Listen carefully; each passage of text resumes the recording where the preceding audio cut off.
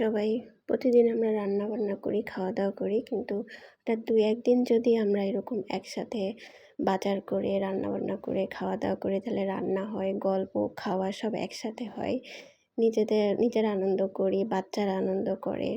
এখানে আমরা হাজব্যান্ডেরও যোগ করেছি, ওরা একসাথে আলাপ পরিচয় করেছে, গল্প করেছে, এতে ওদের একটা ভালো লাগা।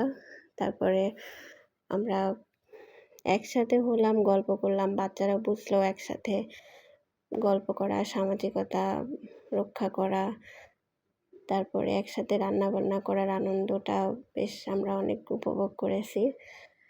এই তো রান্না চলছে, সবাই মিলে একবার একজন রান্না করে, আরেকবার আরেকজন রান্না করে, হাসি গল্প আড্ডা, বেশ এটা অনেক মজা।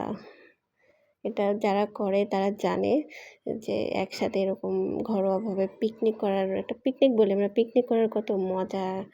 যে তারপরে খাবারটা কেন না কোনোভাবে আমরা কেউ দায়িত্ব নিয়ে রান্না করিনি, তারপরেও প্রতিটা রান্না বেশ মজা হয়েছে। ডিমের কোরমা, মোরগ পোলাও, মানে যেরকম পারফেক্ট হয় নিজেদের বলে হয়তো আমরা নিজেরা করেছি দেখে আরও বেশি মজা লেগেছে। তারপরে ঘরের খাবার, হেলদি খাবার আমরা একসাথে মিলে খেয়েছি, মজা করেছি।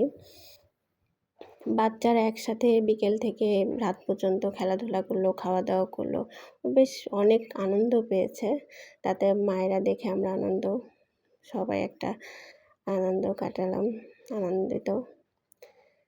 তারপর সবাই যার যার মতো আবার ব্যস্ত হয়ে যাব।